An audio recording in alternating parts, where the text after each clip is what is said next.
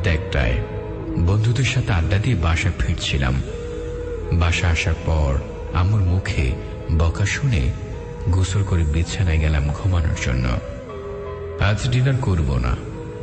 আমার রুম থেকে বাইরে যাওয়ার জন্য একটা দরজা ছিল। বাড়িটা দোতলা, একটু পুরনো। আমরা 3 মাস হলো বাড়িটাতে উঠেছি। আমি শুয়ে ঘুমিয়ে পড়েছিলাম। হঠাৎ আনুমানিক রাত 2:30 দিকে আমার ঘুম ভেঙে যায়।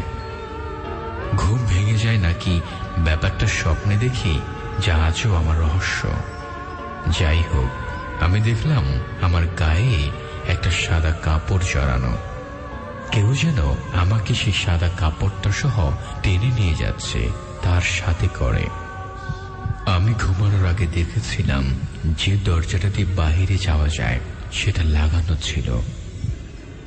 ভুল হবার প্রশ্ন আসে না, কারণ আমি নিচে চেক করে ঘুমিয়েছিলাম।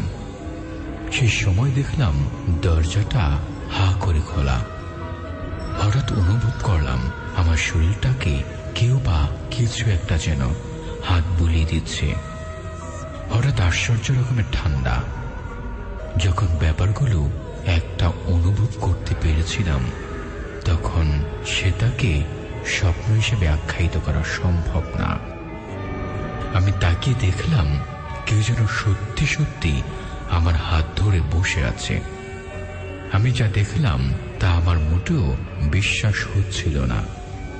দেখলাম আমার সারা গায়ে সাদা কাপড় জড়ানো। আমি আমার রুমে নেই। উপরে খোলা আকাশ আর পাশে পড়ে থাকা স্তব দেখে বুঝতে পারলাম আমি আমার বাসার ছাদে এখনো শুয়ে আছি। আমার পাশে এক ভয়ঙ্কর সুন্দরী মেয়ে বসে আছে। সে মেয়ে খুব শক্ত করে আমার হাত ধরে রেখেছে আর ক্রমশই আমাকে টেনে নিয়ে যাওয়ার চেষ্টা করছে। মেয়েটার গায়েও অনেক সুন্দর একটা সাদা কাপড় দেখলাম। চাঁদের আলোতেও সেই কাপড়টা ঝলমল করছিল। আমার বারংবার মনে হচ্ছিল যে এটা বাস্তবে ঘটা সম্ভব না, পুরো ব্যাপারটাই কল্পনা, আমার ভয়ঙ্কর কোনো স্বপ্ন। আমি চিৎকার করার চেষ্টা করলাম, কিন্তু গলা দিয়ে কোনো শব্দ বের হচ্ছিল না। আমি বারবার তার হাতটা ছাড়ানোর চেষ্টা করছিলাম, পারলাম না। আমার সব চেষ্টা বিফলে গেল। মেয়েটা সাঁড়াশির মতো শক্ত করে আমার হাতটা ধরে রাখলো। আমার মনে হলো আমার মাথায় কিছু একটা বসে পড়েছে, খুব ভারী। আমার গায়ে প্রবলভাবে কোনো কিছু চাপ অনুভব করতে লাগলাম। শেষবারের মতো তাকিয়ে মেয়েটার মুখটা চোখে পড়ল। এরপর আর কিছুই মনে নেই। আমি জ্ঞান হারাই। সকালে চোখ খুলে দেখি আমি হসপিটালে। আমার মা বাবা আমার পাশে বসে কাঁদছে। দেখলাম আরো অনেক আত্মীয়রা আছে ওখানে। সবার চোখে মুখে উৎকণ্ঠা স্পষ্ট দেখতে পেলাম। দেখলাম আমার ছোট চাচা, যিনি ইংল্যান্ডে থাকেন, তিনিও চলে এসেছেন। হাসপাতালে আমাকে কেউই কিছু বললেন না। 2 দিন পর আমাকে বাসায় নিয়ে আসা হলো। তারপর জানতে পারলাম আমি একটানা 6 দিন অজ্ঞান ছিলাম। সেদিন সকালে আম্মু আমার রুমে গিয়ে আমাকে পায়নি। তিনি দেখেন রুমের দরজা ভেতর থেকে লাগানো। এক্সট্রা চাবি দিয়ে দরজা খুলে দেখে আমি সেখানে নেই, কিন্তু বিছানায় কিছু রক্ত পড়ে আছে, একদম তাজা রক্ত। সেদিন সারা বাড়ি খোঁজাখুঁজি করে আমাকে পাওয়া যায় ছাদে।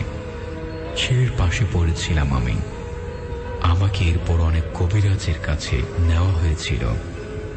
সবাই বলেছেন যে এটা একটা পরী ছিল। আমি সুস্থ আছি আল্লাহর রহমতে, কিন্তু এখনো মাঝে মাঝে সেই রাতের কথা মনে পড়ে যায় এবং আঁতকে উঠি।